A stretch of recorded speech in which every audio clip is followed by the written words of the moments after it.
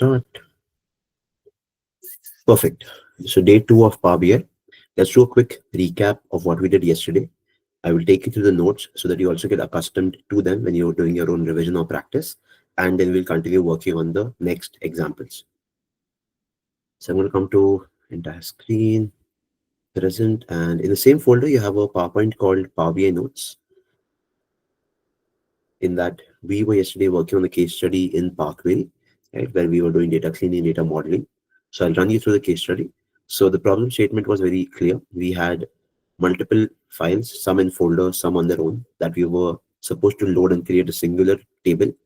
So the folders had data for 1 year, sales current, and sales historical had data for 3 years. And there were two additional files, category and discount. Yesterday, we already discussed why data would be in separate folders, or in why in some cases we would have to attach or upload individual files. We also looked at the Swiggy case study or customer story on the Power BI website to understand what is the flow or the data pipeline, or what are the sources from where data comes in, and why an organization would want to have multiple sources of data, or why they exist in the first place. These are screenshots of the files. We saw that in the two folders, sales historical and sales current, the file format was different. There were some columns with there were some additional columns. So order ID was broken into 3 separate parts, like you can see here. We just use the laser pointer. Yeah. So order ID was broken into 3 parts, and city, state, and country was in one single column. So we concatenated or used the merge feature in Power Query to combine these 3 and split the first column, city, state, and country column, into 3 separate columns. Remember, whenever you're doing an append, which is combining data from multiple files into a single file or a single query or a single table, the column headings has to be exactly the same. The sequence is irrelevant, but the case of the columns and the spelling has to match. Any additional character, for example, a space after the column heading name, will make a difference, and it will not treat it as the same column, and the append will not happen properly. Then we had a category file and a subcategory file. We looked at the category file. We had uploaded this as well. Once we uploaded this, we had created a data model or a relationship between the main table, which was this fact underscore sales, and the category table. Just a second. There's someone in the lobby.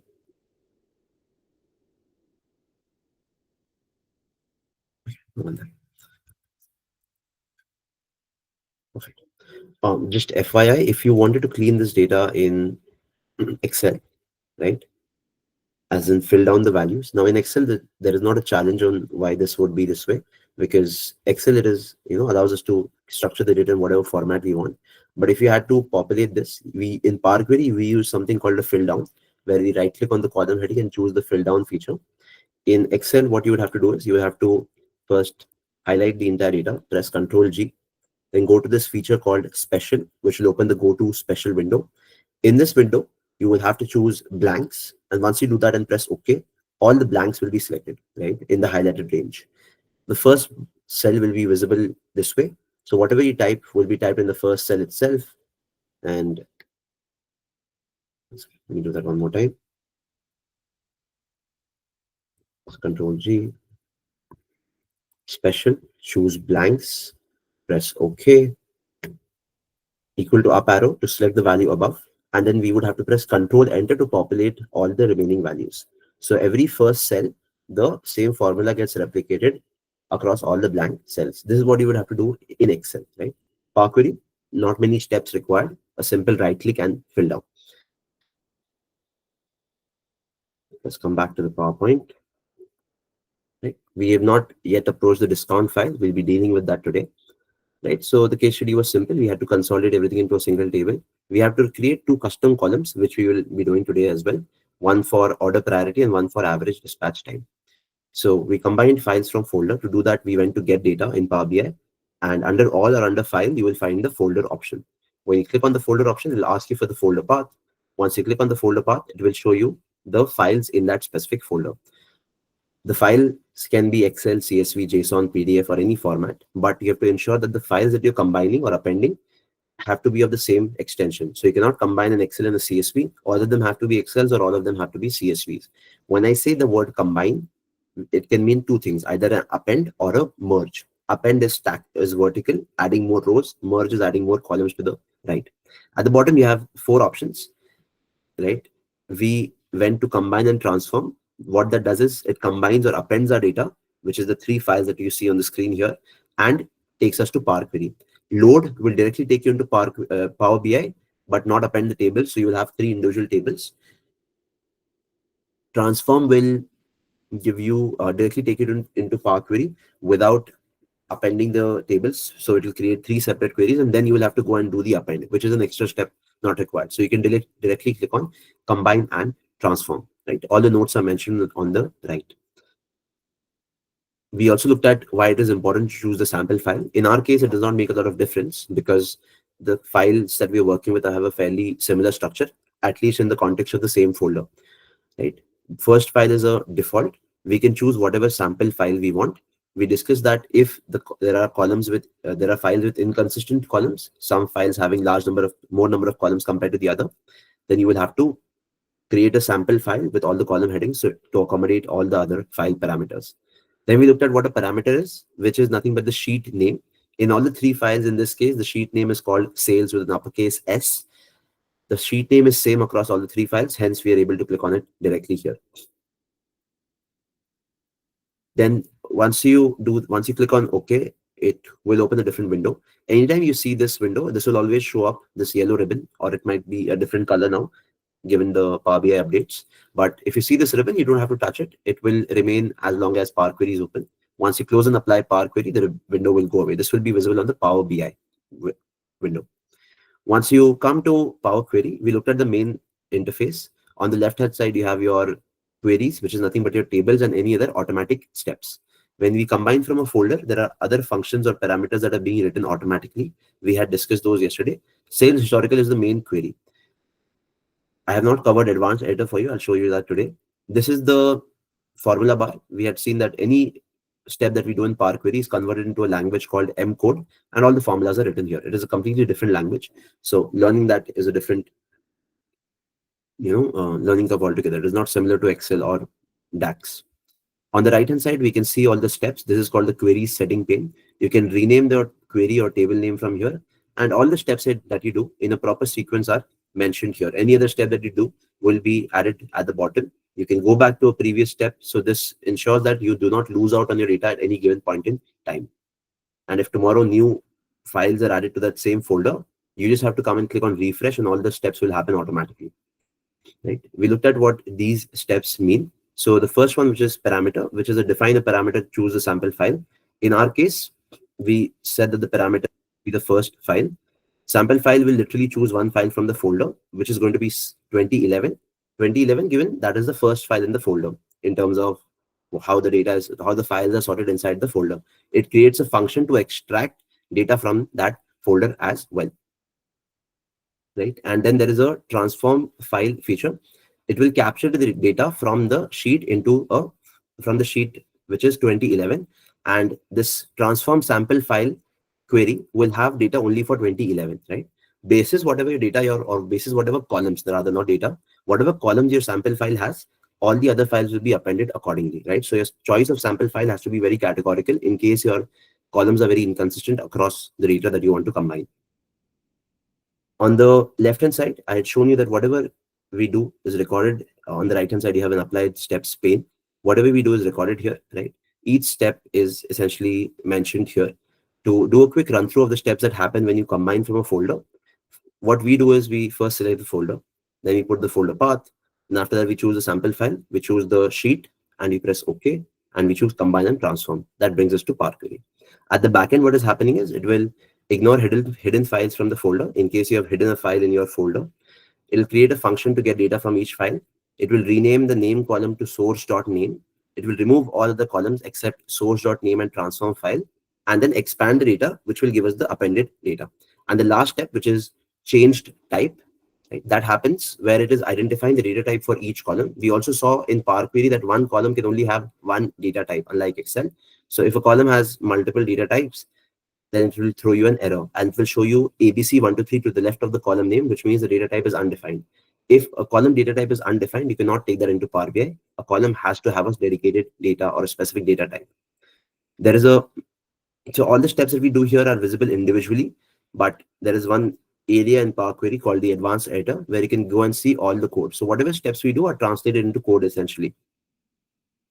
We also saw that if you want to look at all the files, we click on the source.name drop down, and we just click on load mode to see all the files, right? This does not do the append. The append has already happened. It is just that it does not show all the files in a single click. So you just have to click on load mode to see all the values in that column. And then when you close and apply, it closes Power Query and applies the changes. When you just click on apply, it saves Power Query but does not close it. If you just close, it will not save Power Query, but directly close it and take you to Power BI. We already discussed this question yesterday. Why select a single folder even though there is a single file in it? When we were concatenating the sales current folder, given that tomorrow if new files are going to be added to the folder, the process remains the same. If I connect to a single file, then there is no automation that is happening. I have just loaded a single file. Same queries will be loaded for sales current also, and we will have two tables, which we had yesterday. Then what we did next was we merged the columns in sales current. So order ID part 1, part 2, part 3 was in separate columns. We had to combine that and make one single column. To select columns, you can press Control and choose individual columns. Or if you want to press Shift and select columns, you can do that as well. So you can choose the first column that you want and the last column, and anything in between will automatically get selected if you use Shift, hold and use Shift. Remember, when you're doing the merge, the sequence in which you select the columns is important, right? When you click on merge columns, it shows you this drop down for putting your delimiter, and you can rename the column from here. We have to ensure that the column name is same as the other file that we're working with or other query, which is sales historical. Otherwise, the append will not happen correctly. Again, when we do the merge, it is writing a formula. This is the formula at the top in M code. If you were to do it in Excel, we can use concat, or we can simply use and the ampersand as well. Or there's another function called concatenate, or there's another function now called text join. So multiple methods of doing this in Excel, just shown here as a reference, right? Then we had the city, state, country column where we looked at the delimiter, which was a comma and a space. We did not just put a comma because then the columns would have a space, and the values in the column would have a space, and then I would have to use a trim later on in case I'm doing a VLOOKUP, a merge, something of that sort. So the comma and the space will become the delimiter. To split a column, we can simply right click on the column and go to the split column feature option and choose by delimiter. There are a lot of other options as well, but in our case, the by delimiter option was the one that was relevant.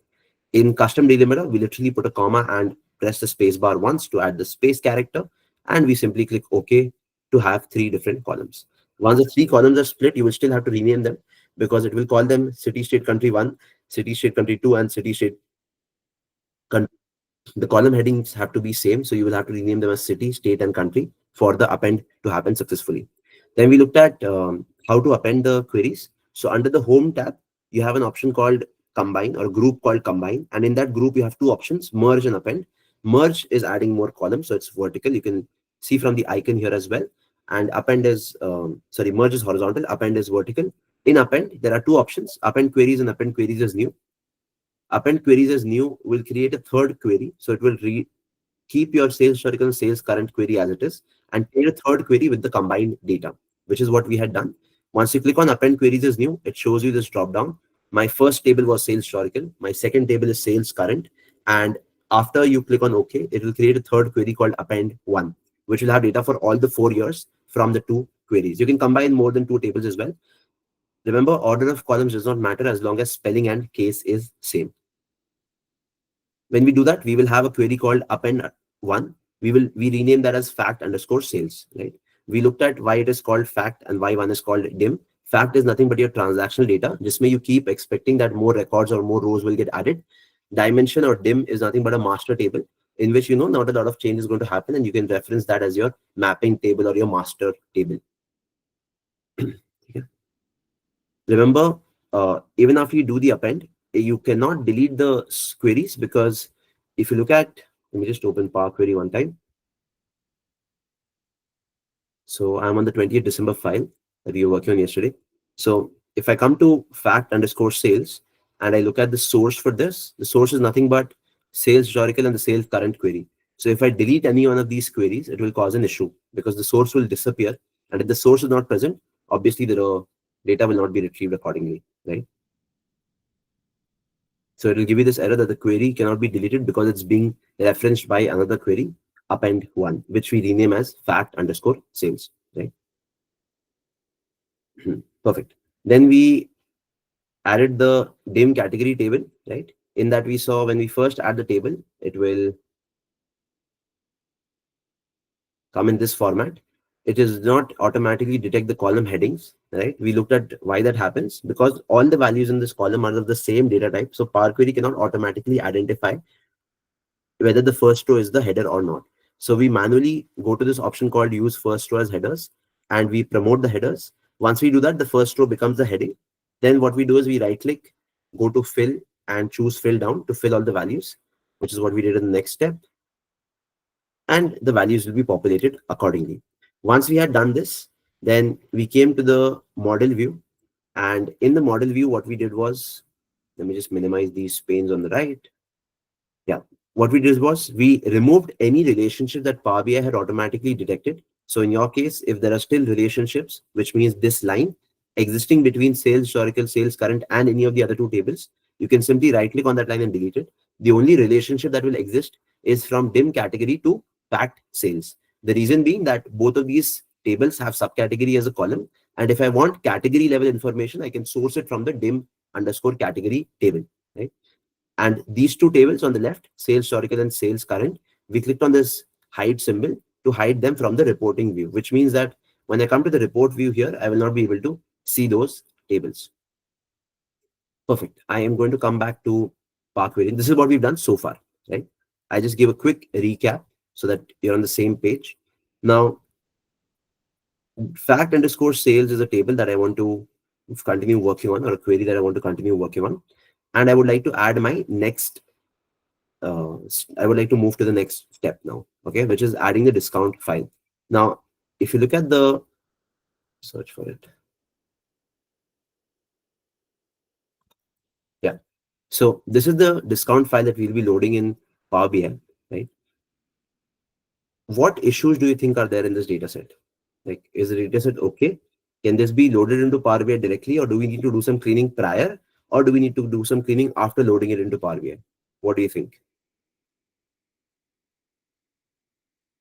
Let me just check if there is anyone in the waiting room. Yeah. So I have to load this discount Excel file into Power Query. What issues do you think are there in the current format? If there are any, do I have to solve those issues prior or after taking the data into Power Query?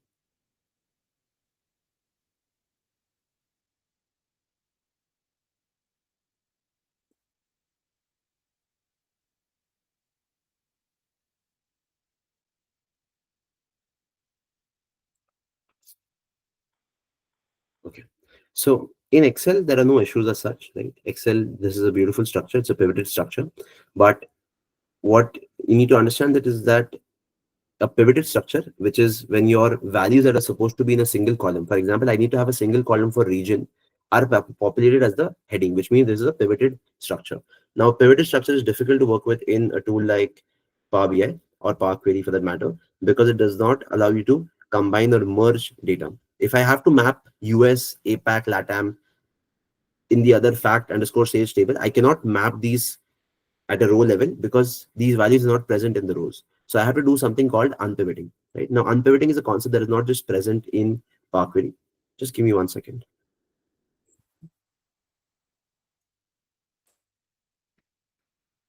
Yeah, unpivoting is not a concept that is just present in Power Query. If you just search for unpivoting in Python, for example, right? So the concept is there in Python as well. Okay. What it basically means is to translate your data from a pivoted structure where your values are summarized into a flat file or a longer table where your values that are there in the columns are in the rows as well. So something like this, which is if I have product and the quarters, when I unpivot, I should have one column for product, one column for quarters, and one column for the value. This is what we want to do in Power Query for the discount file, right? So we'll start with that. So in Power Query, you will come to new source and you will choose Excel workbook, not in Power BI, directly in Power Query. When you come here, you will choose the discount file. You will press open. When you do that, a window will open, right? It's called the navigator, which will allow you to choose the data. So I will choose the discount sheet, right? It will look something like this, which is okay. We already saw the structure of the file. So there are some blank rows at the top. Now Power Query cannot understand those blank rows, right? So we have to clean them. So once we choose the discount file, I'll press OK, and it will create this discount file for me right here. I will right click and rename it as dim underscore discount. Please go ahead and add the discount file now. And once you do that, we will get to the cleaning of the file.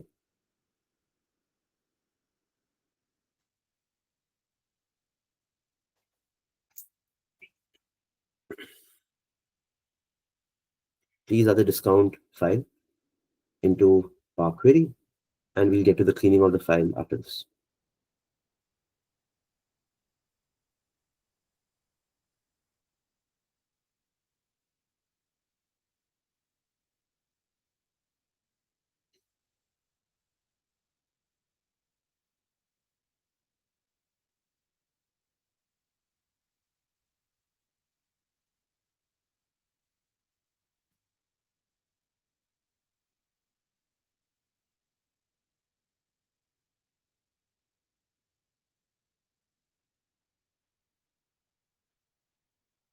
Once you're done with the step of adding the data or the discount file, just let me know, and I'll continue.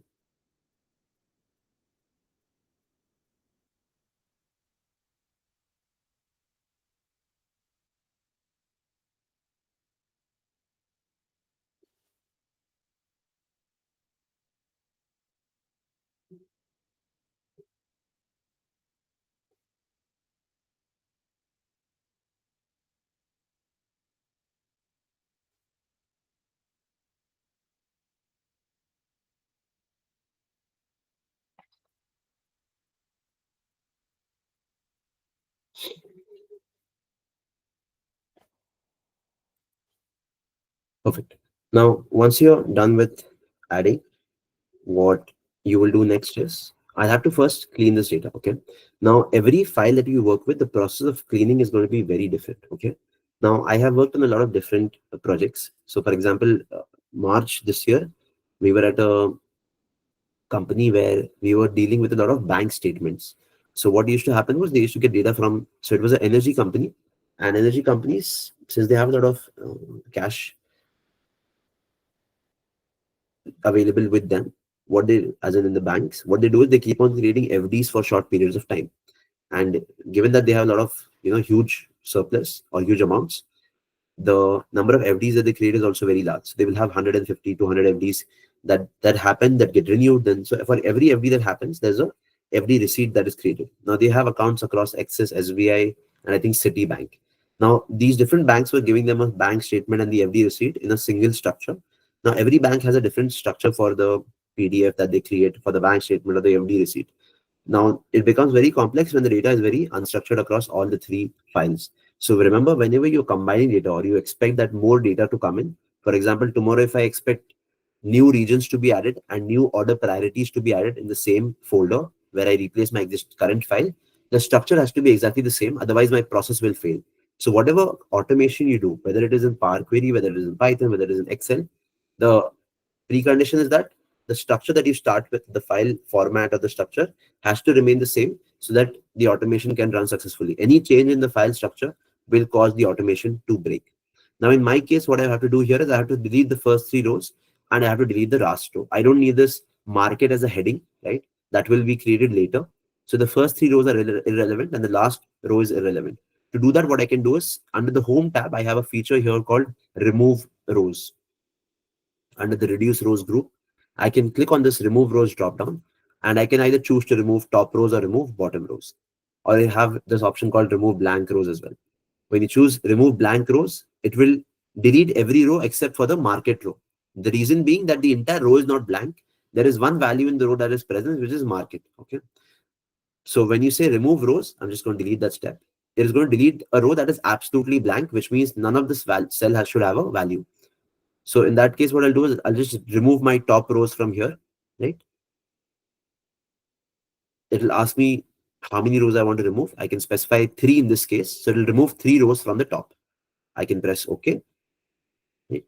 It'll remove the 3 rows. Then I can come back to remove rows, choose remove bottom rows, and it will delete. I have to just delete one row. It'll delete one row from the bottom. I'll press OK, right? And I'll have my data in this format. What I need to do next is, after I remove the top and the bottom rows from this remove rows option under the reduce rows group, the next thing that I need to do is I have to promote my headings. Now my headings are not in the right place. This discount offered header is irrelevant, right? Because if you look at the file structure, that was just a header that was given in Excel, right? I don't need that to be present in my Power Query table. So that is fairly irrelevant. I need order priority as a heading, and my final structure should have the region as a heading and the discount percentage as a heading, which I don't have right now. So the first step is going to be to promote the current headers, which is to make order priority, US, APAC, all of this as the heading position. So for that, you can simply choose the first option, this option under the home tab, under the transform group, called use first row as headers, right? When I click on that option, it will promote the first row as headers. So you remove top rows, you remove bottom rows, and then promote first row as the heading. And you will have this sort of a structure, right? Remove top three rows, remove bottom three rows, and you will have and promote the first row as header. These are the three steps that you have to do.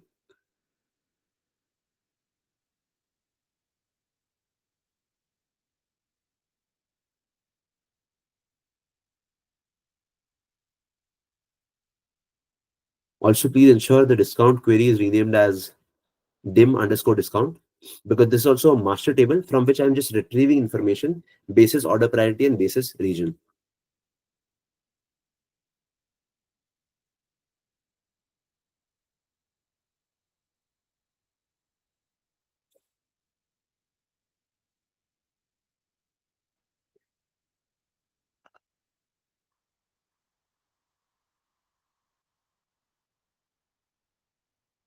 In case you want me to repeat something, do let me know.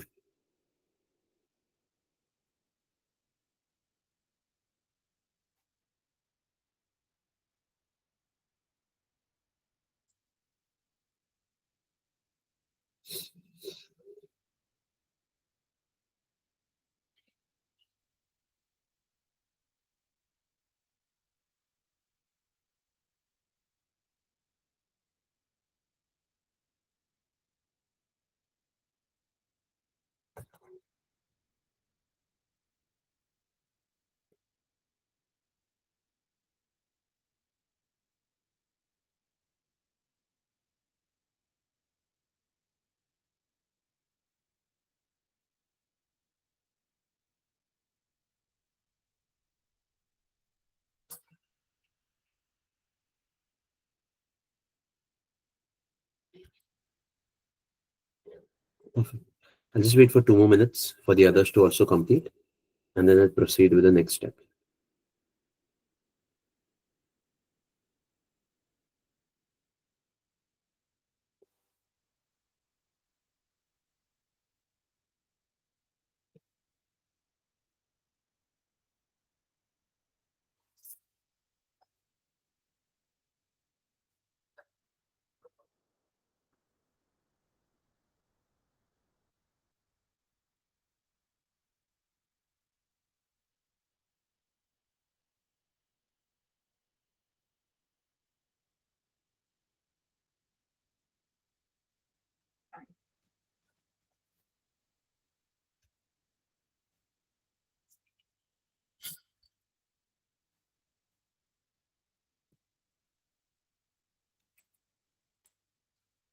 Another minute, and then we'll continue.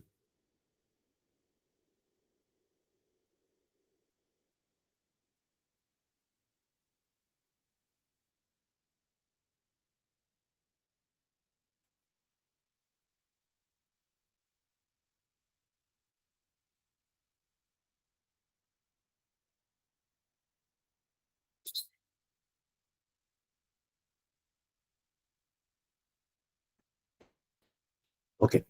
Now the next thing that we need to do is I need to convert this from a pivoted structure into a flat file or a long structure.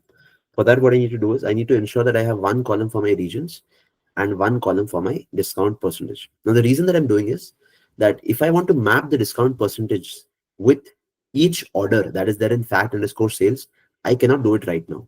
Because if you see how the discount is assigned is basis the order priority and basis the region. So if order priority is medium and region is APAC, the discount is 0.1%. So if the order priority is critical and the region is LATAM, it's 0.2. Now, for me to map this, I need to have region at a row level, right? Because what I'm essentially doing is, in Excel terms, sort of a VLOOKUP with two lookup values. Here we call it a merge. Right now, we don't have the order priority column created. We will do that in a second right here. But I have region here, right? So if you just look at region, so I have the region column here.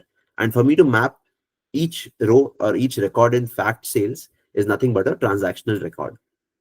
And for me to map each record against or each discount percentage against a specific region and order priority, I need to have that value across the entire row.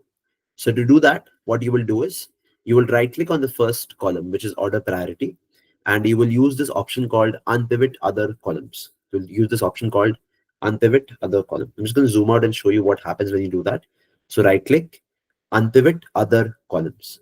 This will convert this elongated or horizontal structured file into two additional columns, one for region and one for the values, which is the discount percentage in this case, right? So you just have to right click on the order priority column and choose this option called unpivot other columns, right? So pivot, you do the opposite, which is unpivot in this case, and will leave you with two columns, one for the region and one for the discount percentages. Generally, it will rename it like this.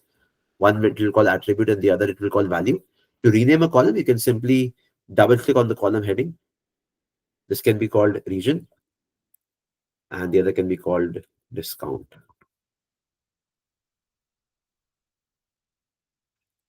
percentage or something. So all you have to do is right click on the first column and choose this option called unpivot other columns. That will leave you with two additional columns rather than the six that we had for each region. The attribute column you can rename as region by double clicking on the column heading, and the value column you can rename as discount percentage or something similar.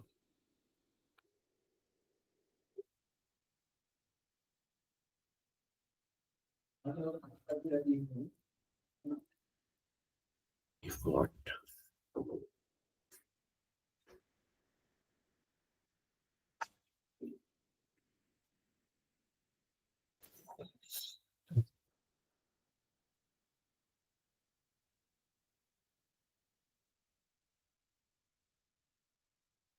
please do this step, everyone.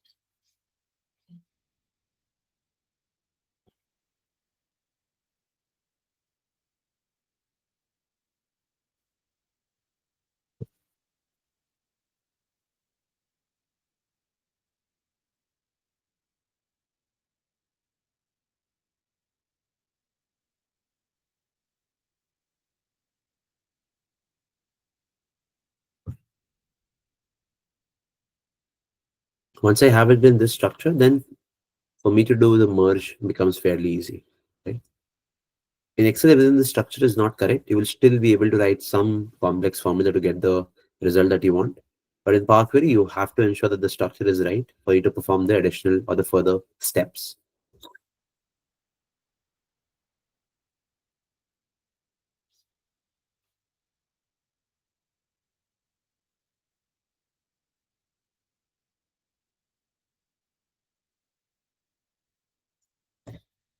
Let me know once this is done, and then we will continue.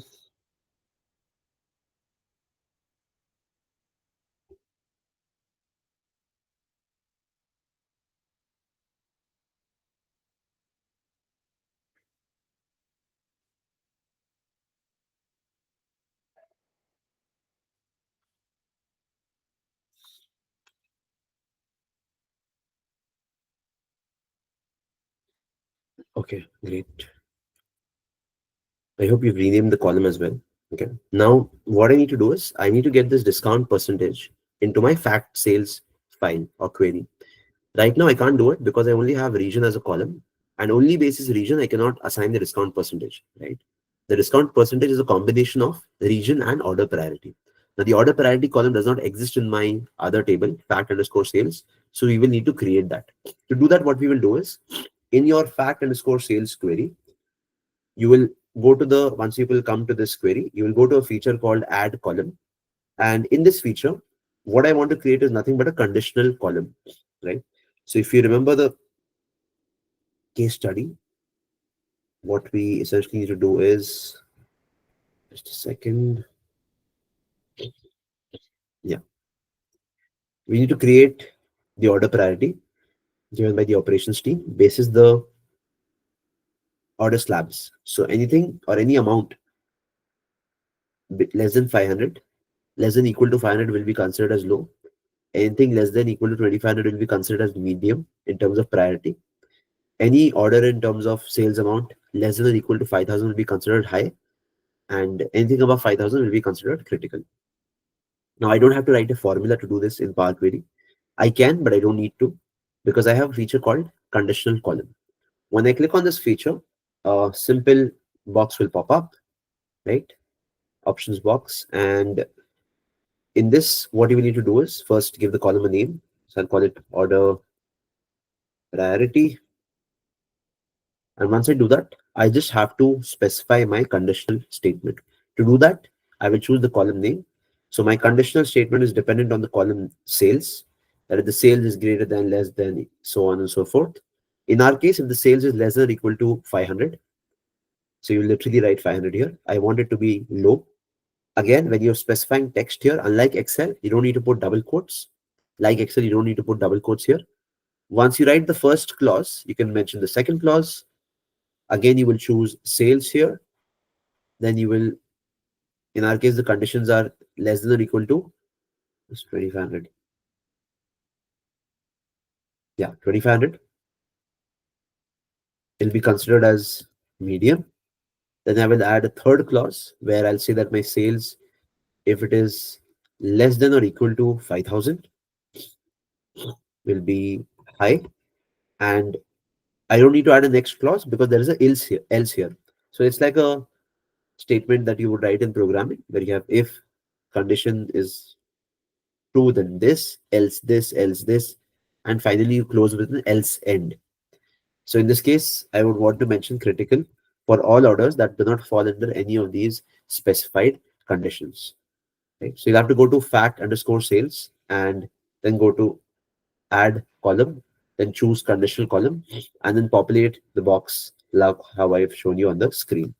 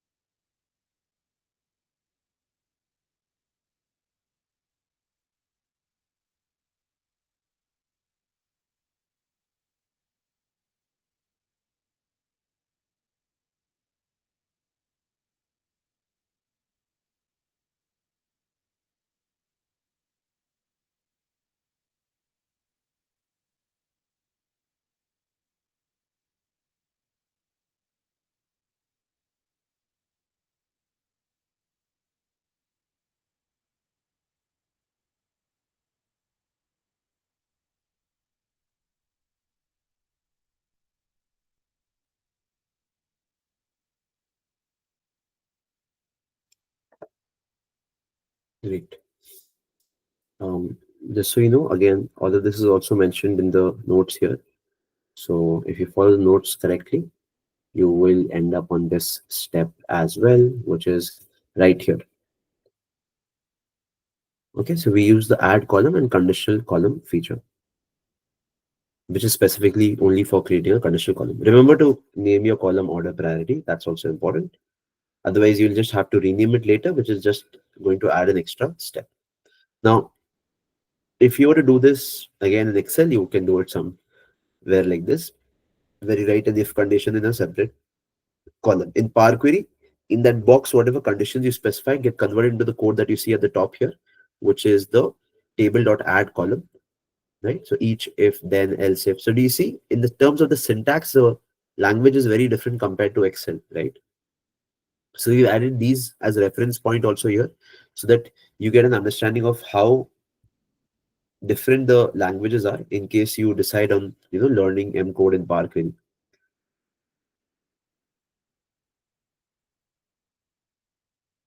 Perfect. We'll come to fact and dim a little later. So when I press OK, it will create a column called order priority here. Once it creates the column, now you see that the column data type is not defined, right? It is ABC123. I can either manually click on this and decide the column data type, which is going to be text in this case. If I don't want to do that, I can come to transform and I can choose this feature called detect data type. When I do that, it is going to automatically detect the data type of the column and it's going to rename it, change it to text, which is this one, ABC. The symbol is here, ABC, right? So you can either manually do it, or if there are multiple columns where you want to detect the data type, you can come to transform and choose this option, detect data type. Now that I have these columns, which is order priority and region, right? I would like to go ahead and get my discount values in this fact underscore sales table. Remember, if you want to move columns around, you cannot do it when you press Control G. You will have to do it manually. So one method is you can drag from the column heading and move it this way. The other option that you have is when you click on the column, right click on the column, you get this feature called move. One second, let me just zoom out a little. You get this option called move, where you can choose left, right. Left, right is nothing but one column to the left, one column to the right. To the beginning will make it the first column, to the end will make it the last column. Right? So you can either do this one by one, or you can simply drag and bring it besides your region column. Right? No need to do it, but I would just keep it there for easier reference, because I have to go and choose these columns later on under the merge option. So just having them side by side makes my life a little easier. Right? So I've just brought order priority just besides or after the region column by dragging it, or you can right click, go to move, and choose the left option multiple times. Right? It creates a step called reordered columns. Right? It does nothing but just reorders the columns and writes the code for that. There's a function table.reorder columns. Right? Once you do that, which is just moving the order priority column besides your region column, what we want to do next is I want to go to dim underscore discount. Right. So there are two columns here, order priority and region. I want to get the discount percentage. So in fact sales, I will have to now use the merge column feature. So I will go to the home tab, and in the home tab towards the right, I have the merge queries option. Now here I will not use merge queries as new because I'm just adding a single column. So I don't want to create a separate table. I would like to merge it in this table itself, which is the fact underscore sales table. So I am on fact underscore sales and I will choose merge queries. Once I do that, let me just zoom out a little. It will open this window for a box for the merge. The first table is fact sales because I was on the fact sales query when I clicked on merge query. So by default, it becomes the first table. In my case, the second table is going to be dim underscore discount, right? It's going to be dim underscore discount. And all I have to do now is choose the columns basis which I want to do the merge. The merge is similar in terms of theory to a VLOOKUP. What I'm trying to do is I'm trying to match the values in the columns, region and order priority. And if the values match, I'm trying to assign or retrieve the values from the discount percentage column. The process to do the merge is that you will choose the region column. press and hold control and choose the order priority column. Without pressing control, it will just switch between the first and the second column. So you will choose the region column, press and hold control, and choose the order priority column. When you do that, a sequence is established here. Region becomes the first chosen column, order priority becomes the second chosen column. It doesn't make a difference which one you choose first. But if you specify a sequence, which means you choose region first and then order priority, then you have to follow the same sequence here, right? It can't be the other way around. So the sequence in terms of what you choose first does not make a difference. You can choose order priority or region in whatever order, but once you specify the sequence in this next table, the same sequence has to be followed. It's like when you do a VLOOKUP, you need to have the exact same values at the first and the second position. I'll demonstrate an example for multiple lookup values also so that you're able to relate. So I'll choose region, press and hold control and choose order priority here as well. So in both the tables, I have to follow the same sequence. आप पहले order priority choose करो या region, it does not make a difference.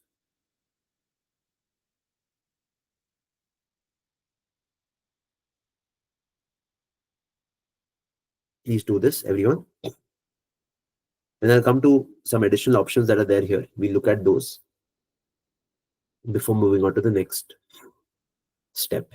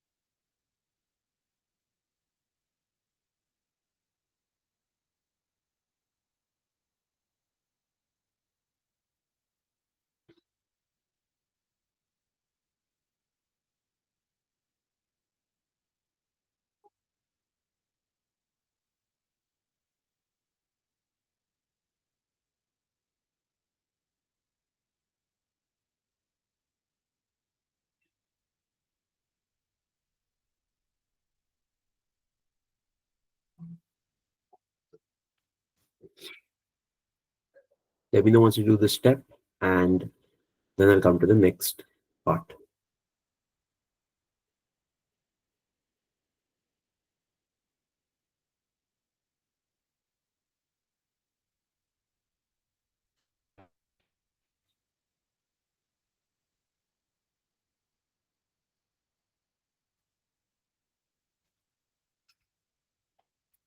Zoom out and just check the chat once in case there's anything there. Nothing. Great.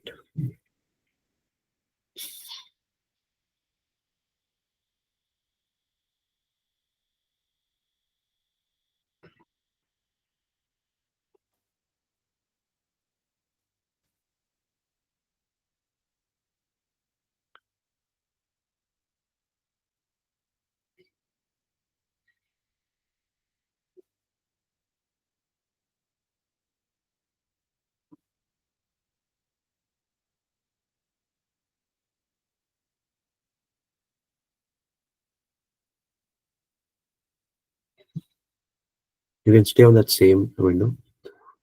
I'm just checking if I've missed something in my order priority column. Just a second. Let me just check the step one time. So let's see 500.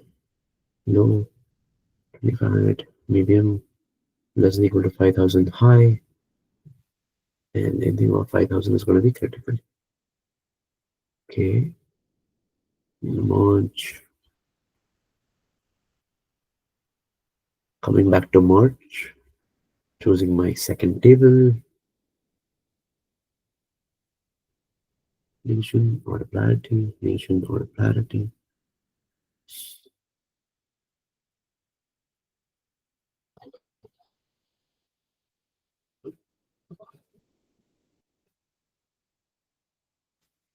Right.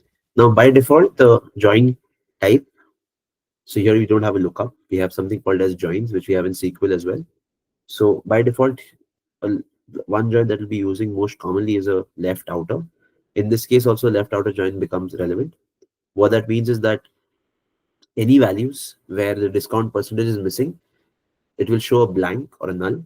But those rows where the value is missing will not get deleted from your fact underscore sales table. The rows will remain as it is, despite there being a missing value. In our case, we don't have a missing value.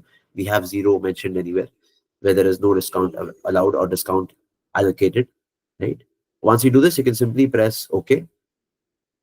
And once you press OK, it should create a new column for you that will look somewhat like this. It should create a new column for you that will look somewhat like this. Once you come to this step, what this means is that it is asking you to expand the table. So what I've essentially done is when I do a merge, I'm retrieving information from a different table. Now a table can have multiple columns. So I have to specify when I click on this expand tables button, which of these columns do I want to keep, right? I definitely don't want to keep order priority because I have that already here. I definitely don't want to keep region because I have that here as well. I only want the discount percentages. I only want the discount percentages. So I'm going to only tick mark discount percentages. This last option, you can uncheck this. Use original column name as prefix. So it'll just call the column discount dot percentage dot discount dot percentage or something. I don't need an additional step to rename the column. So you can simply uncheck this last step and you will press OK. So you click on this expand tables option. Once you press OK in the merge box, uncheck the first two and the last option here. Only keep discount percentage checked and press OK. And that will create this discount percentage column for you. I'll create this discount percentage column for you. All the places where you see a null is because, do we have null in the first case? I don't have nulls here, so there should not be nulls ideally. Let me just check. You can do the step. I just want to see why or in what cases are they showing a null. Maybe we've missed a step or something. Let me just see. You can continue with the same step that I just showed. I just want to validate why it would show a null. So Oceania and choose Oceania.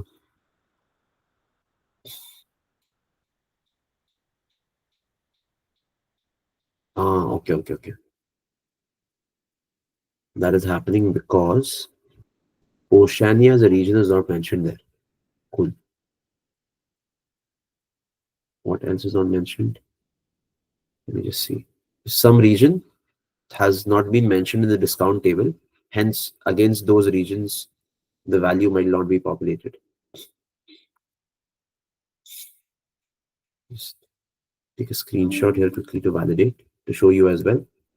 We should have done this earlier, as in just check if the regions have the same in both the tables. But that's okay. We can do it right now. This is from fact underscore sales. Insert text box.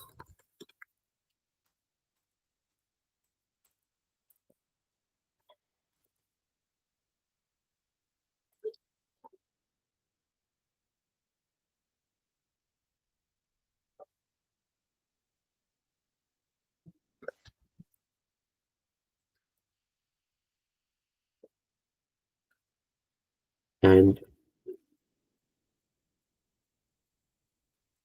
from my other table, which is dim underscore discount, if I just look at the regions,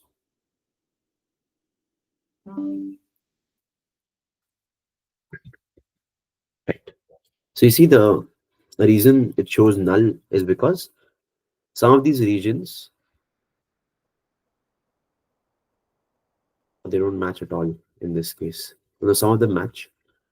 So hence there are some rows which are showing up as null, right? So that might be the case elsewhere as well, that you might have to first clean the column before you go ahead and do the merge, right? You might have to clean the column before you go ahead and do the merge. I'm just going to delete this filtered row step from here and delete this. I've not applied a filter here. That's okay. Perfect. So if you've done the step where we expand the column, right, we can replace the nulls as zeros later, Right? We can do that as an additional step as well. But I would want you to save all the changes you've done so far. So don't click on close and apply. On the drop down, just click on apply. On the drop down, just click on apply. Right? Just click on apply, and that will not close Power Query, but save all the changes we have done so far. It will save all the changes that we have done so far. Perfect. Now, I'll just wait a few more minutes for you guys to catch up if you haven't done the last step. And then we have one more step remaining, which is calculating average dispatch time. So that's the last column that we have to create, right? Maybe we might be using that in visualization. So we'll be using that or creating that column in M code. Nothing complicated. Just to show you the formula. It's going to be, so I have order date and I have ship date. There is nothing but ship date minus order date to see how much time did it take from the order being placed to the order being shipped, which will give me the average dispatch time.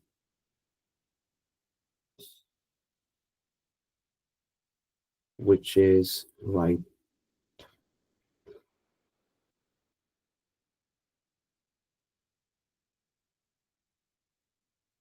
By the way, if you have to do unpivoting in Excel, this is what the formula would look like. It would not be easy, it would be fairly complex like this.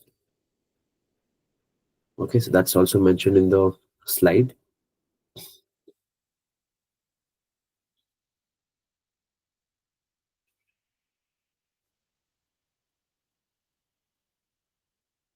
And once we expand,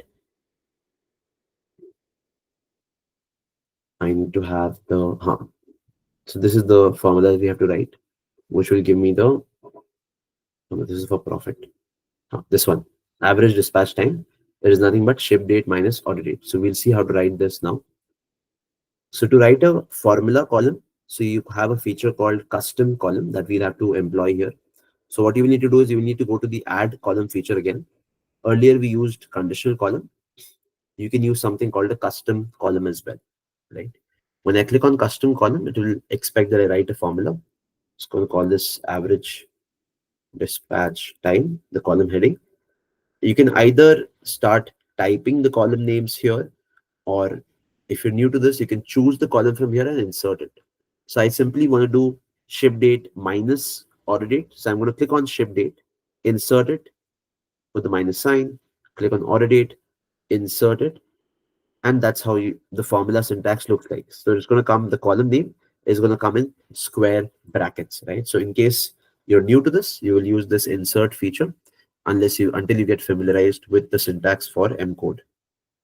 Okay, some cases you might still have to come and do this. So having some basic idea of how the syntax works is going to be beneficial for you, right? But you're not expected to write very complex M code. Everything that you want to do in Power Query can be done from the interface itself.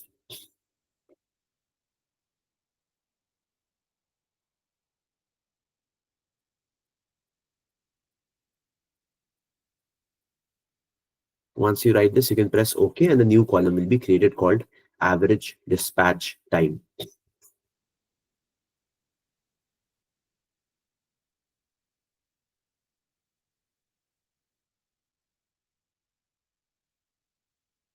I'll just check the chat as well in case there are any questions. No questions? Great.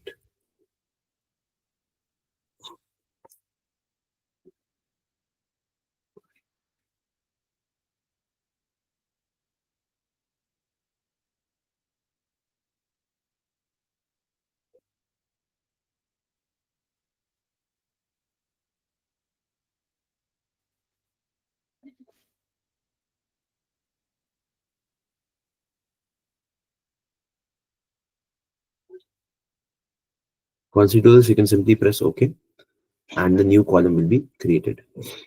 Right? The data type might not be defined, so we'll come to that in a second. But you can first create the new column.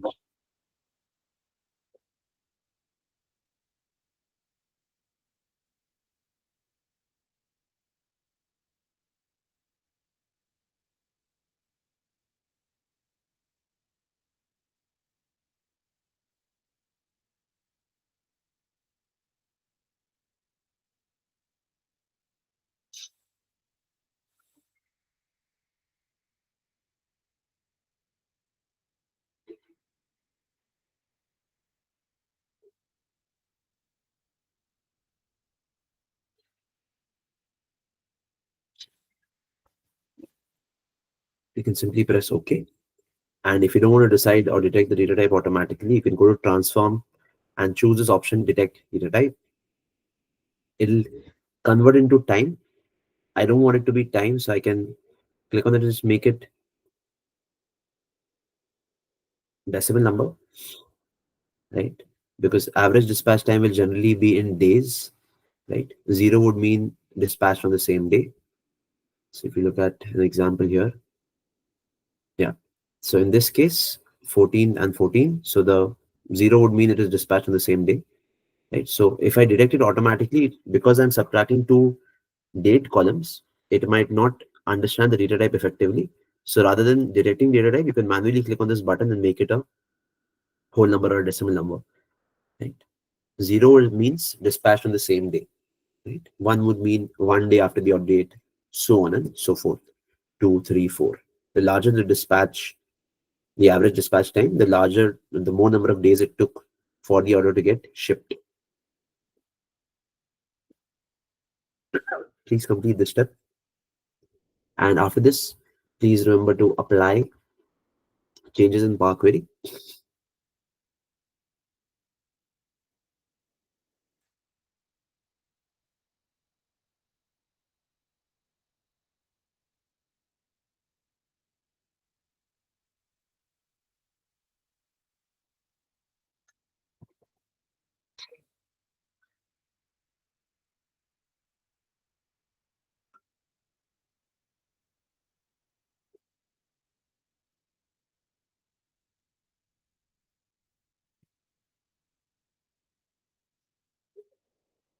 Let me know once you finish this part, which is adding the average dispatch time as well.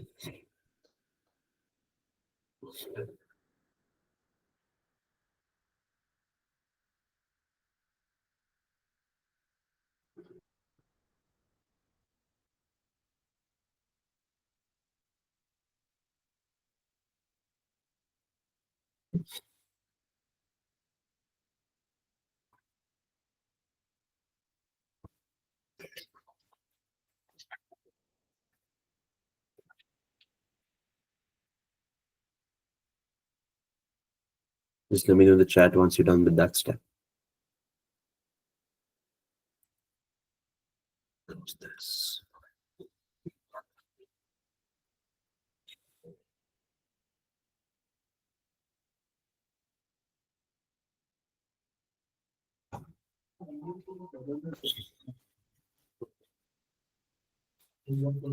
Sorry. I hope you've been able to follow through with whatever we've done so far, right? And this is generally the workflow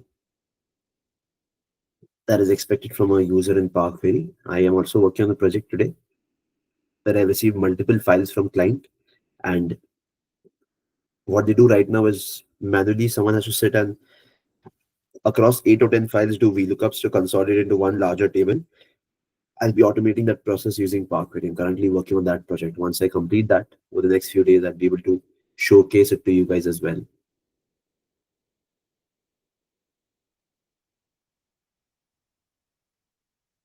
Perfect. You can continue to do the example. What you're going to do now is take a quick 10-minute break. It's 9:15. We will resume at 9:25. I have completed an average dispatch time. I hope you guys have reached this point as well. If not, we can come back and have a look at any of the steps that you have missed. In case you've missed a few steps, do let me know. We'll resume in exactly 10 minutes. Just need a quick 10-minute breather. And you guys can take a break as well. And we'll start back. I'm just going to stop presenting the screen right now.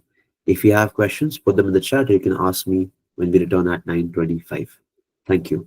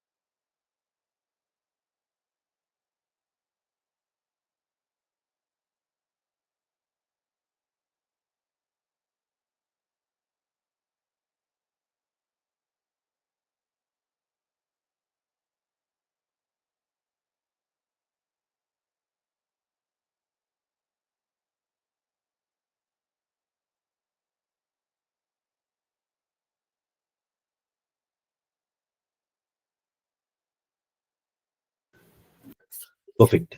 Let's resume the session. I'm going to share my screen again and let's get started. So we were on Park Query. I generally don't give breaks in a 2 hour session. I just had to take an important call. That's why I gave the break. Perfect. So we've added the discount column and we've added the in fact sales. We've added calculated the average dispatch time as well. I just realized that we might have made a slight error in the merging. So we have to do the merge basis market, not region. That's missed from my end. So if you look at the problem statement, which is right here, it says that discount offered on the basis of market and order priority. I don't know why I chose region. So we need to quickly go and rectify that. Nothing that you have to do a lot of. What you will just need to do is you will have to come to the fact sales query. In that query, towards the right, the merged queries step, you will click on this gear icon. Okay. That will open this merged queries box. In fact, before this, what I need you to do is just delete this step, which is expanded dim discount, right? Because that is the step which we perform after merge query. So we don't need that step right now because right now it is fairly incorrect because it is referencing the region column. I wanted to refer the market column. So we'll delete this next step in fact underscore sales query, the one that I'm highlighting right now. Just delete that step. And you will also delete the step change type because the change type, since I've deleted the discount column from the step, so the discount column does not exist right now in my table, right? It is as a table, it is not as a column. So the change type will take that into consideration and might affect it. So you will delete the change type step as well. Okay. You will delete two steps, expanded column and change type. Then in merge query, you will click on this gear icon. And in both these tables, we can rename the columns later. When you're doing the merge, the column name does not make a difference because you're literally selecting the columns. So it does not make a difference on what you choose. Not region, but please choose market, press and hold control and then choose order priority. Do the same over here. Choose region. In this case, we need to rename it, but the column region, we have to rename it as market. We can do that later. But remember, when you do a merge, the column name does not make a difference because you're literally choosing the column basis which you want to do the merge or match the values, right? So in this one, region will be first order priority and here market. Okay. And once you do that, market and order priority and region and order priority here, you will come and press OK. This will now give you the dim discount table. You will repeat the same step that we had done earlier. Click on this expand table option, uncheck order priority, uncheck region, and under discount percentage, you will only keep that checked. You will uncheck this last option as well and press OK. That will give you the, I can just insert it. Anytime you insert a step in between, जैसे मैं अभी added custom column के ऊपर एक step insert कर रहा हूँ, so it will ask you or give you this prompt that whether are you sure you want to insert a step, because a lot of times if there is some dependency, the queries might break. जो नीचे वाली queries हैं, बाद वाले queries हैं, they might end up breaking. So in order to ensure that you're not making a mistake, it just gives you this prompt. Inserting an intermediate step may affect subsequent queries or steps which could cause your query to break. I want to insert because I know there is no relation between the next step and the previous step. So I'm going to click on insert and it will insert the discount percentage column for me. Once we do that, you can come back to the latest step, which is added custom, and you will see your custom column here. You can just go ahead and change the data type for average dispatch time from undefined to either decimal or whole number, doesn't make a difference, so that we have the dispatch time in days. In fact, I have to rename that this way so that it is very categorical. Average dispatch time, bracket mein I'm just writing days for reference. Right? And discount percentage can remain discount percentage itself. And I don't think we will have any null values now. Right? We have 0. 0 is already present in my table. We won't have any null values now. And you can press OK to check. Perfect. So just let me know if you have, I'll wait for a few minutes for you to complete this step. If you want me to repeat the step, let me know. The error that I made was in dim discount, the column that I have is not region, but it's ideally market. Once I've done the merging, I will not come and rename this column, because then that will cause the query to break. Because now the column here is called region. If I change the name, the query will break, right? So that affects the step that is already performed. तो आप पुराने किसी step को आके column को आके rename करोगे तो आने वाले स्टेप्स या आगे वाले steps will break, right? Because it references the column names from the other table. Please do this. I'll wait for a few minutes. Just let me know once you're done with these two columns and we will continue with the example. Next step we want to do is we want to add a profit column, which is again a calculated column that we want to create a custom column, which we will do as a next step. And I think that will bring us to the end of the steps in Power Query, right? Perfect. I'm just going to wait for a confirmation in the chat before I move ahead. You can take a few minutes to do the example. In case you're facing any difficulty, you're getting confused, or you feel that you have missed out any step, you can share your screen as well. Okay? Feel free to do that as well. I hope you're able to follow through with whatever we have done so far.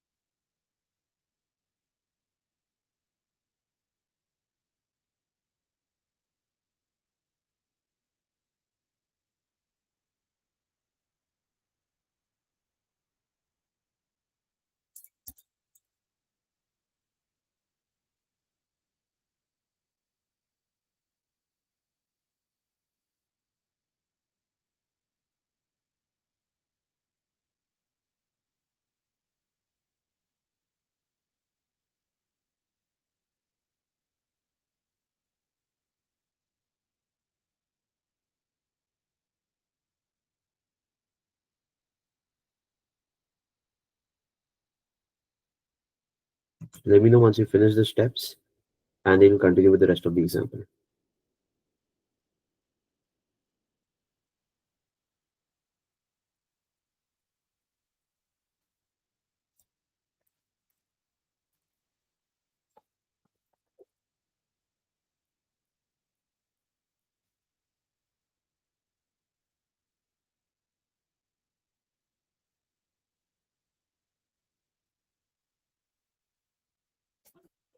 Just give me a quick confirmation in chat.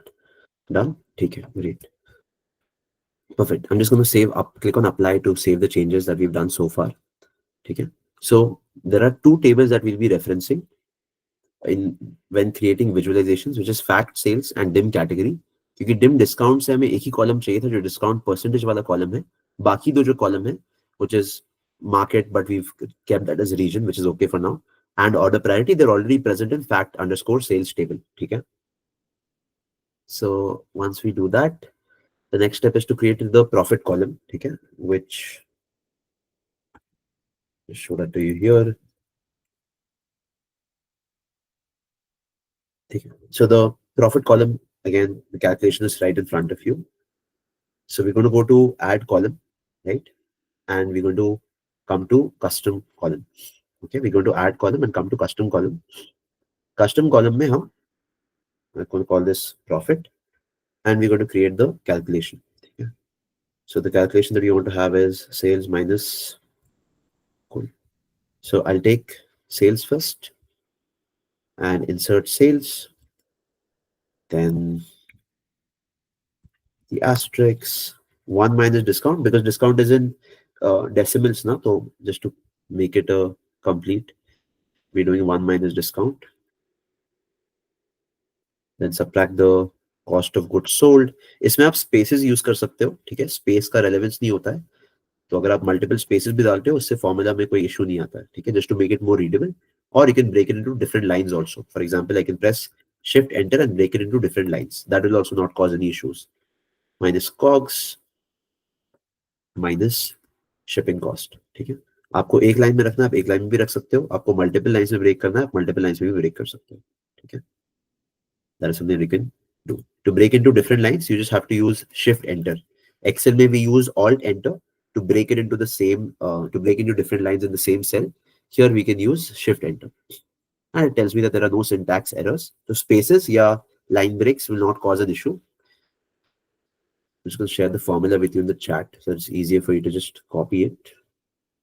Zoom out, enter, yeah, come back, and I'm going to press OK. This is going to create the profit column for me. Again, the profit column, the data type is not defined. So what I can do is I can either go to transform and choose detect data type, and will detect the data type for the column which is not defined, which is only profit in this case, and it makes it a decimal number because the values have decimals. And it adds a step for that as well. And once you do that, you can save and apply this as well. I'm just going to display that right in front of you so that you can look at the formula. The formula is also shared on the chat for you to copy and paste.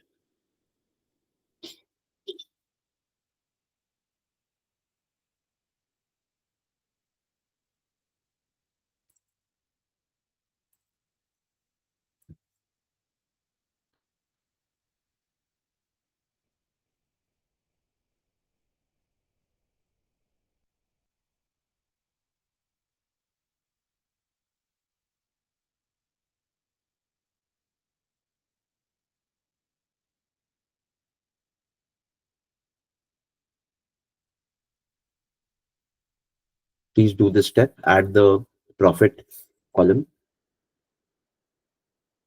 and then we'll close Power Query. I'll take you through a few concepts that are important. We'll look at the data model in case we want to change anything in the data model. We'll look at a few concepts, which is firstly data modeling के around.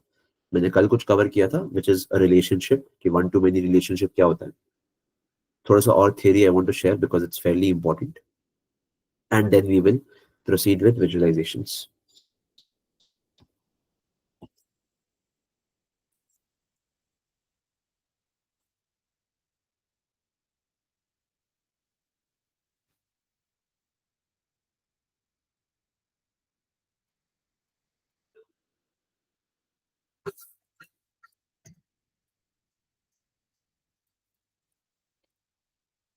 Just let me know once you've done that as well, and we can continue.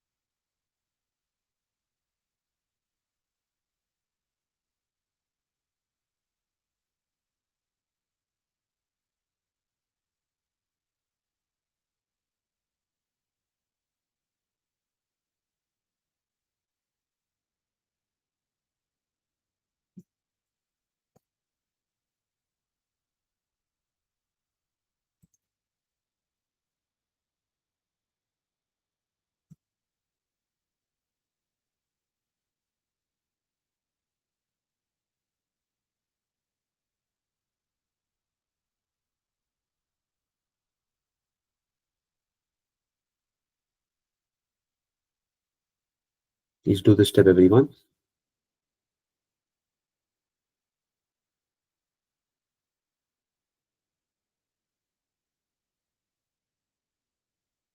Just give me confirmation in chat once it's done.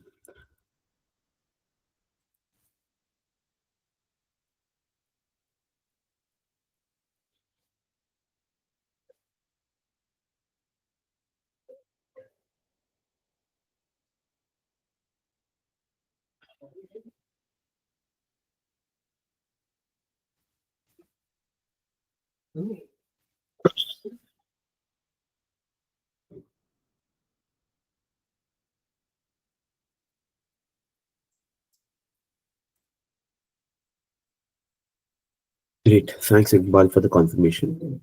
And once we've done that, now we can come to Power BI. So we can click on close and apply. And we'll close Power Query and bring us back to Power BI.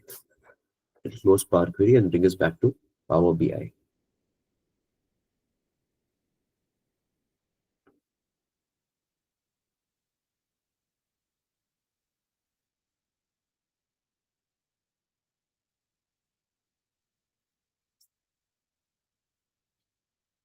Okay. Once you come to Power BI, I want you to come back to this model view on the left, right?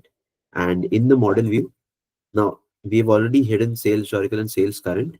Dim discount, since I've already retrieved the discount percentage, I don't need to create a relationship with that table. So I can hide that table as well.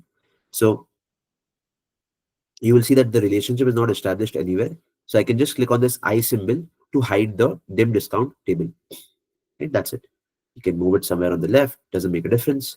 And you just need to have one relationship between dim category and fact underscore sales. Okay, that is the only relationship that you will create.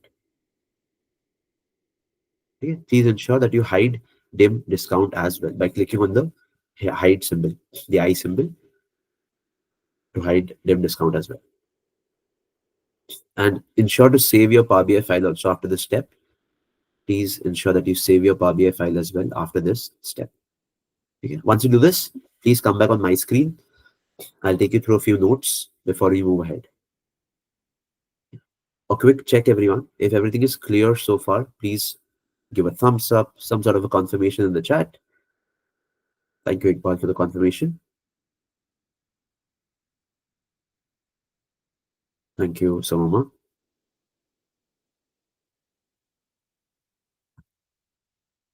Perfect. You can save the file and you can come back on my screen. Ensure that there is only one relationship.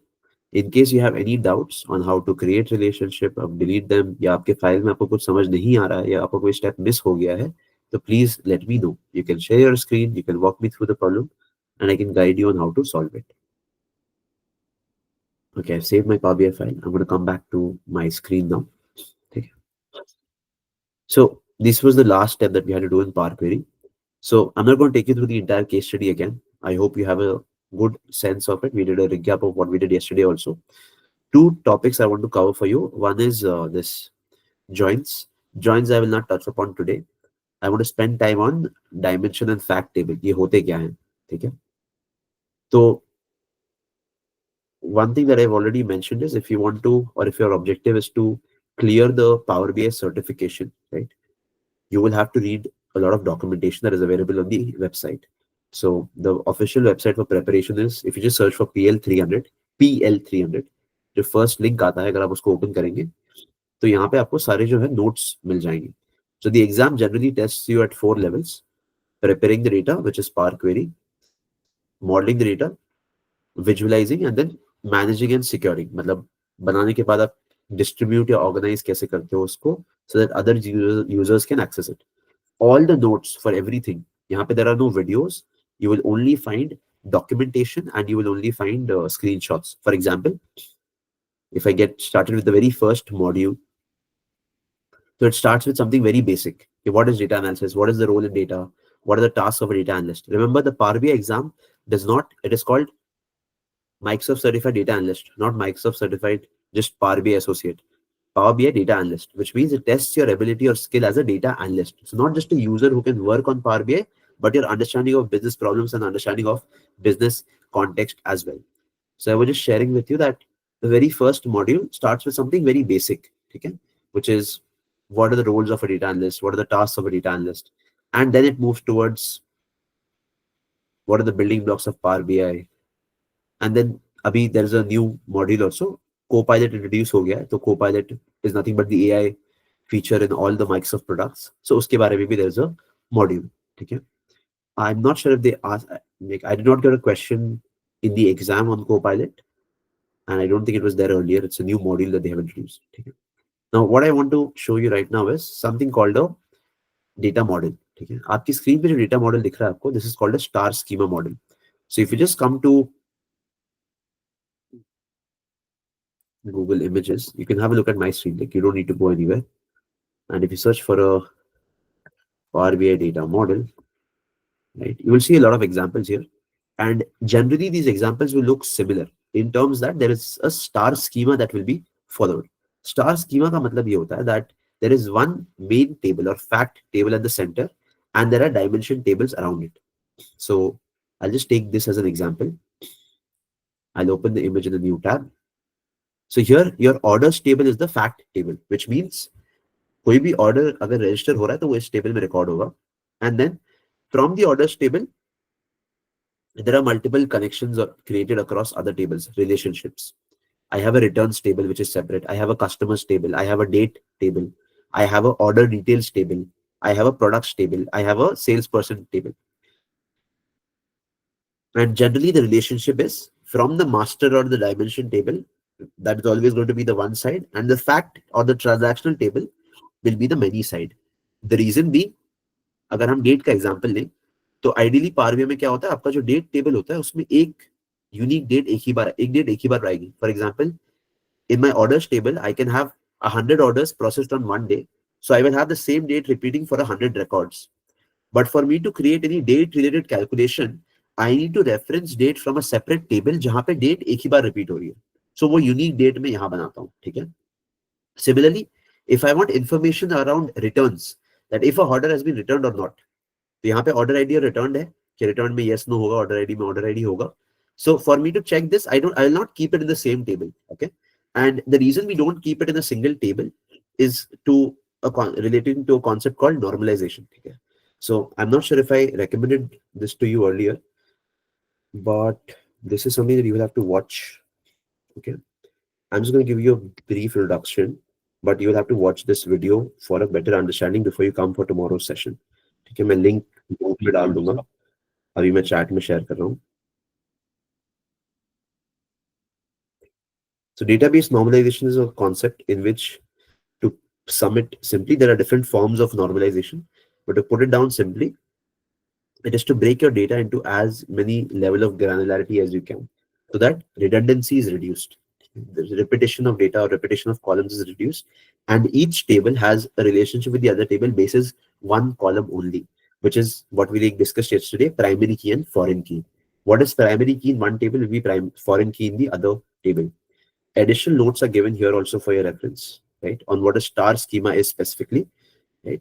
And if irrespective of whether you want to clear the exam or not, if you want to add Power BI as a skill in terms of getting a job in the Power BI domain as an analyst, you will still have to go and read a lot of documentation.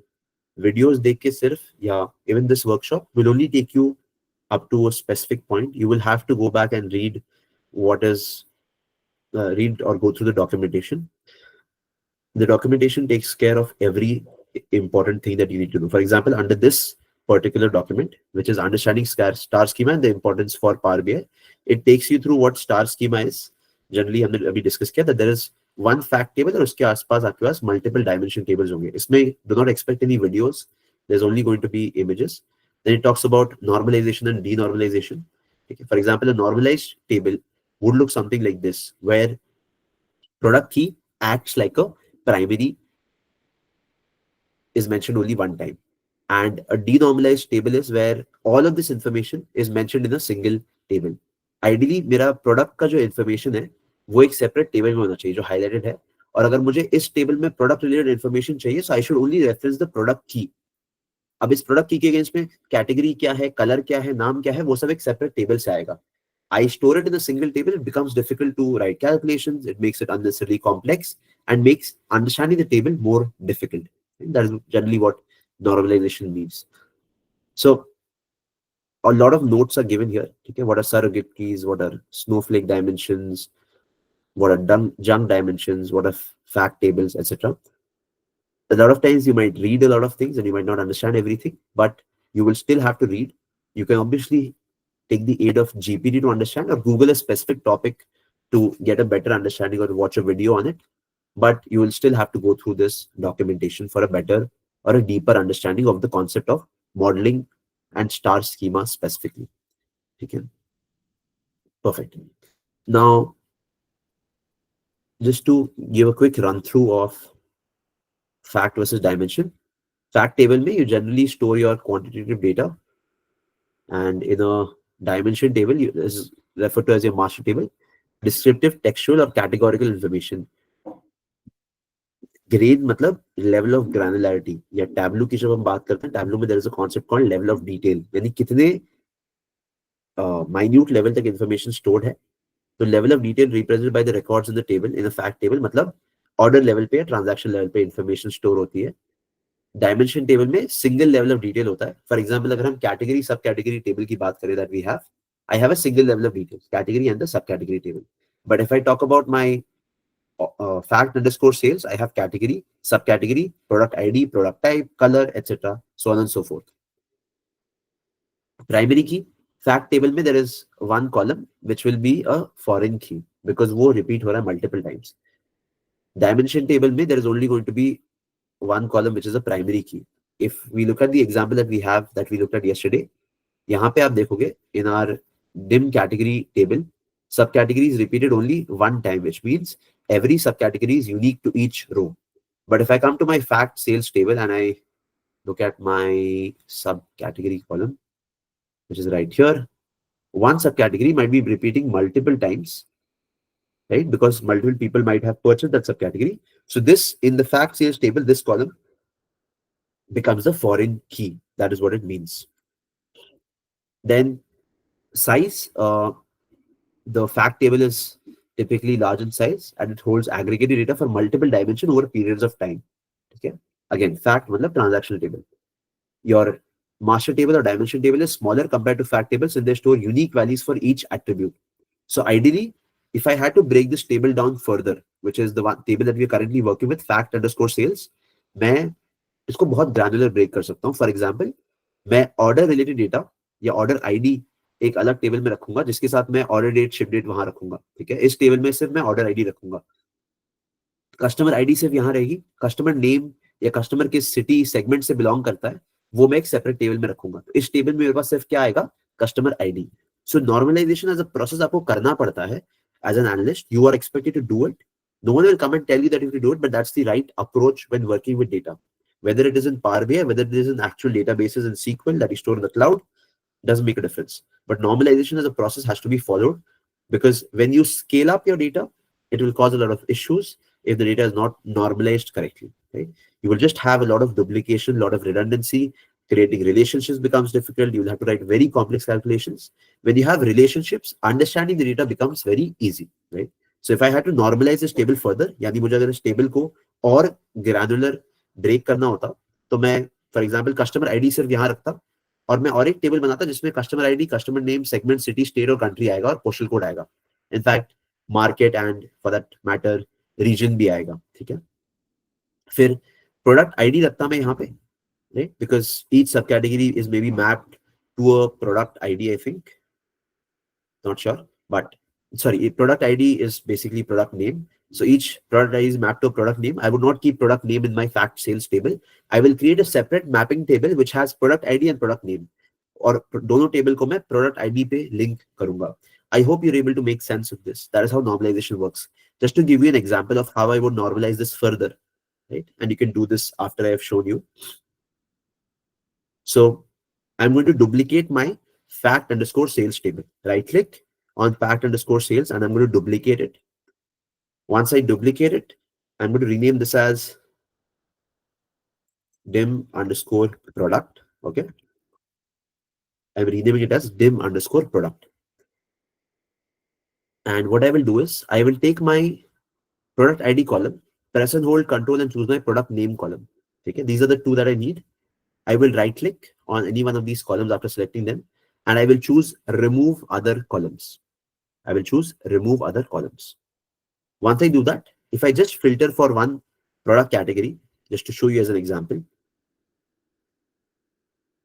and this might take some time, you will see that the same product name is repeating because it is mapped to one single product ID. Right? Now, I don't need to have duplication here. So what I can do is after I create or duplicate my fact sales table and remove every other column apart from product ID and product name, I can come to the product ID column, come to remove rows and choose remove duplicates.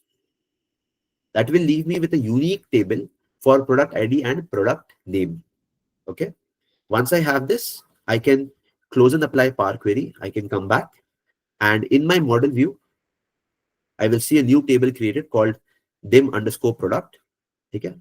अब ये additional relationship जो create करता है ये आपको delete करने पड़ेंगे, because जैसे मैंने बताया सेल्स हिस्टोरिकल और सेल्स करंट से कोई रिलेशनशिप एग्जिस्ट नहीं करेगा, बट उन टेबल्स को हम डिलीट भी नहीं कर सकते हैं बिकॉज वो हमारा सोर्स है for the fact sales table.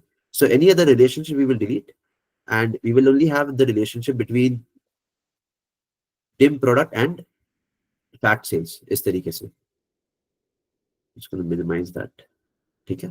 If the relationship is not created by default, for example, if you don't see a relationship, you can, just to show you, if I right click and delete, you don't see a relationship. For you to create the relationship, you will have to drag product ID and drop it on top of this. It will show you this window which we had seen earlier as well. Dim product becomes my one side because वहां पे हर रो में एक product ID mentioned है. Fact sales में one product ID might be repeated multiple times because it might have been ordered or placed an order multiple times. So the relationship will become one to many. Cardinality is basically what is the type of relationship. So in this case, it is one to many, which means for every product ID in the dim product table, the same ID is repeated multiple times in the fact sales table. That is what one to many means. In the relationship terms, one is represented by a literal one and many is represented by an asterisk. Once I have done this, you can ignore this part for now, cross filter direction. इसको भी आप single ही रखिए, that I will explain some other time. And you can press OK or save in this case, and will create the relationship. It also shows you the flow of relationship, which is the relationship is flowing from dim category to fact sales. और जब आप इस line पे hover भी करोगे तो आपको बताएगा what is the relationship or which column is being used to create the relationship. Product ID in dim underscore product is your primary key, and here it is the foreign key. Okay, I'm going to take a pause here. I'm just going to save my Power BI file as well. I'm going to come back to Power Query so that you can look at the example. So I have created a new table called dim underscore product. Please do the same everyone. उसके लिए सबसे पहले आप fact underscore sales को rename करेंगे, duplicate करेंगे right click करके. Duplicate करने के बाद आप सिर्फ दो column choose करेंगे, which is product ID and product name. उसके बाद you will right click on any one of the columns and after selecting them like this, you will right click and choose remove other columns. So you will only be left with two columns. And then you will choose the product ID column, go to remove rows and choose remove duplicates to keep only unique product IDs in each row mapped against the correct product name. Right? I hope you're able to follow through. See, it's not just going to be practical. It has to be a lot of theory as well, because unless you understand the theory, सिर्फ example करने से there's not going to be a lot of value addition. So you also have to understand the theory behind it. ठीक है? Me explaining is one thing. You will still have to go back and read for a deeper understanding, right? Because in different cases, the process of normalization will differ. अलग-अलग data पे अलग-अलग तरीके से normalisation करते हैं. यानी आपको पता होना चाहिए किन कॉलम्स को आपको साथ में रखना है, किन कॉलम को आप प्राइमरी की बोलोगे, किस कॉलम को आप फॉरेन की बोलोगे. So that understanding will only come over time, right? For now, you do the same thing that I have done on my screen.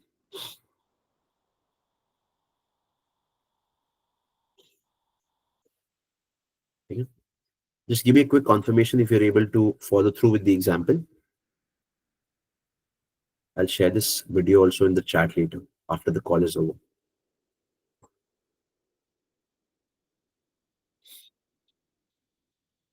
And remember, the concept of normalization or the concept of relationship or the concept of, like, say, primary key, foreign key is not restricted only to Power BI. The same concept applies to the SQL database, or whether you're working in Tableau tomorrow, the same concept will apply, right? Terms might differ slightly, but conceptually, this is what will remain. If you're working with tables or databases, these concepts are universal. Okay? The tool does not matter. In fact, even in Excel, I have the ability to create relationships. There is a option called Power Pivot in Excel that allows me to create these relationships. It might be disabled in your versions. You can enable it. It's called Power Pivot that allows me to create models in Excel. This is available in Excel since 2010. So this is not something that is new. These are universal concepts. Okay.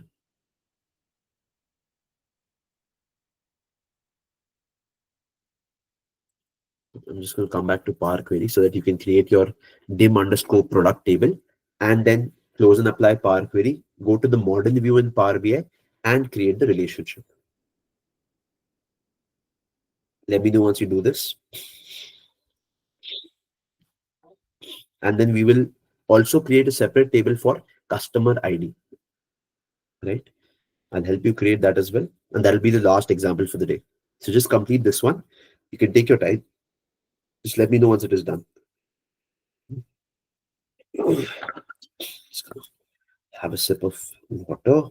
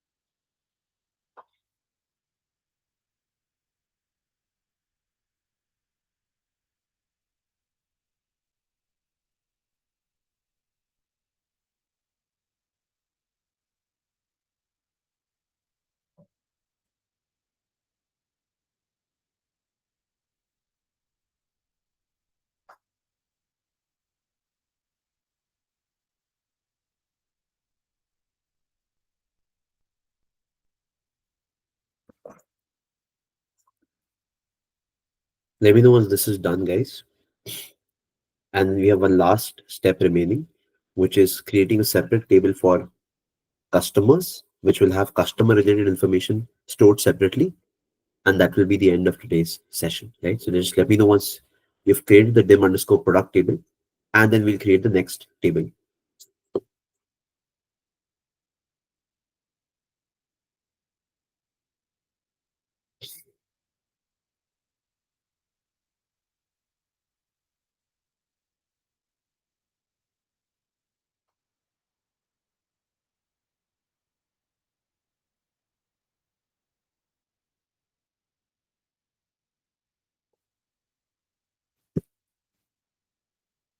Great. Thanks, Iqbal, for the confirmation.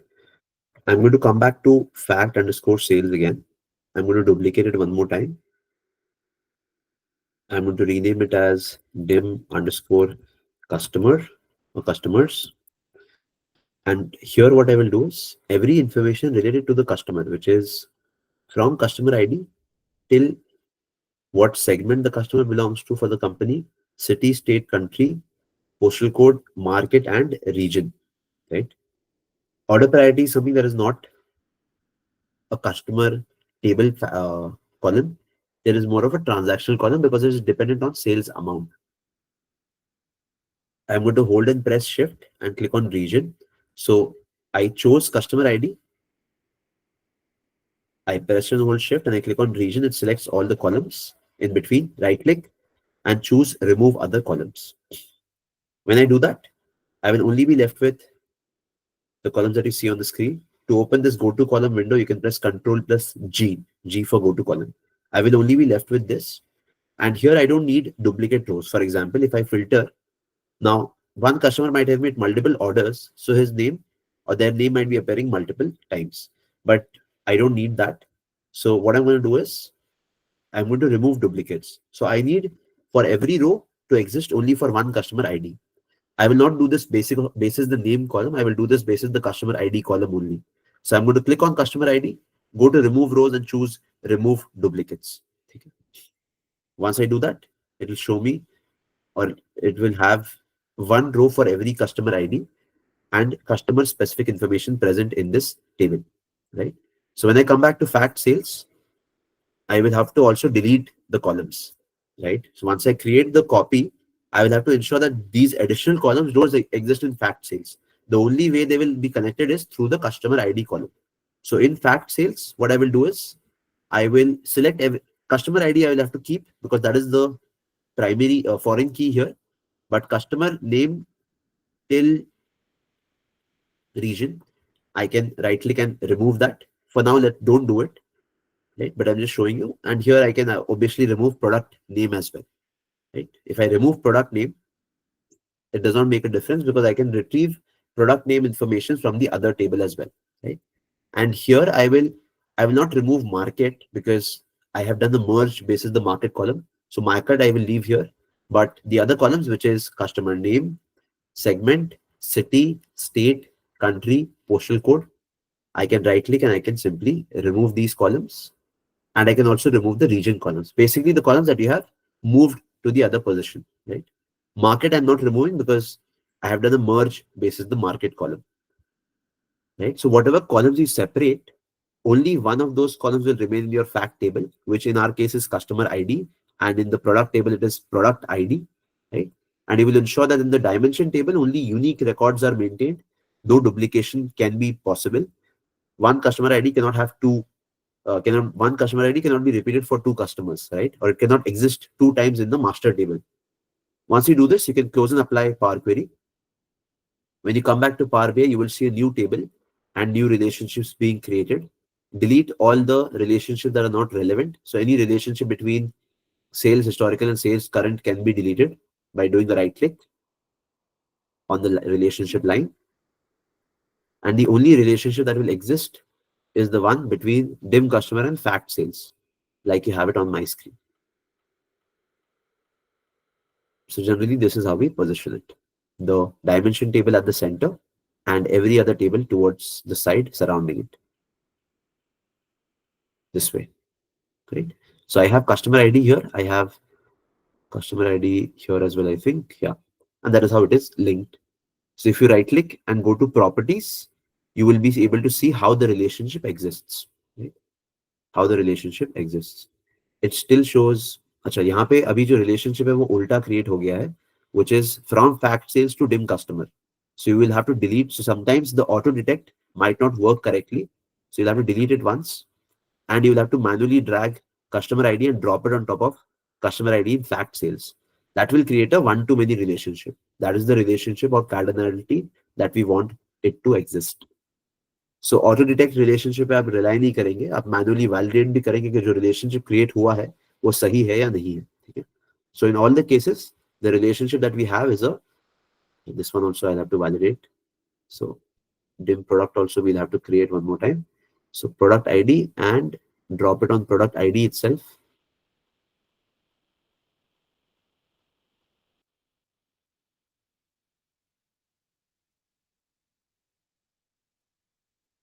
To ensure that the relationship is one to many and not any other relationship.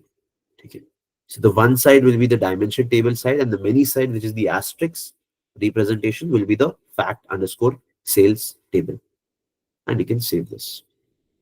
Okay. I'm just going to come to transform data, Power Query. So when you click on transform data, it brings you back to Power Query, and over here, you can look at the new tables that we have created. Just create dim underscore customer. Let me know once you have created this table, and then I'll just make a few concluding remarks, and then we're good to go for the day. We will resume from tomorrow. So 2 days we spent on Power Query. Important to understand all the steps, how data cleaning is done, how data modeling is done. If we have time towards the end of the session, towards the end of the workshops, I will do more additional examples on Power Query on how to clean different types of data. I will show you the additional notes as well. So if you're not able to cover it during the session, you can go back and refer to it later. From tomorrow, we will focus on visualization tomorrow and the day after tomorrow session. And the last session will be on DAX, which is the formula language in Power BI. So writing calculations and creating formulas in Power BI. The language is called DAX. Just do this example. Just let me know once you're done with the example, and then we can conclude. Thank you, Bilal, for the earlier confirmation. I had not seen that.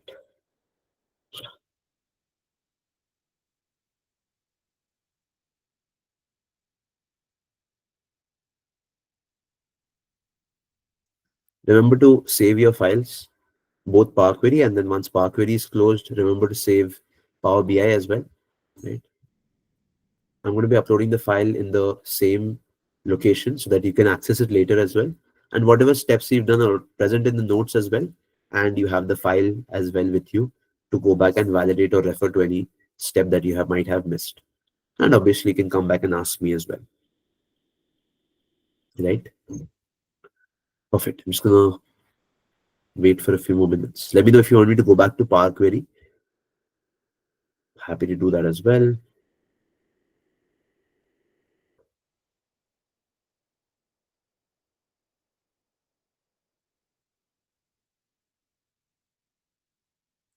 I'm just going to represent again, reshare.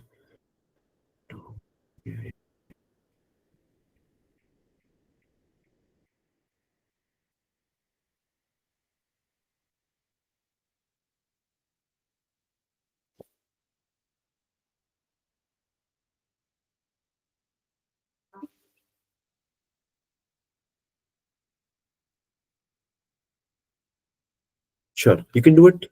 If you want to complete it right now, you can do that as well. I'm here on the call to assist in case any assistance is required. Right. In that case, what I'm going to do, I'm just going to stop the recording for now, right? So that we don't have a lot of blank in the recording. I'm just going to stop recording for today.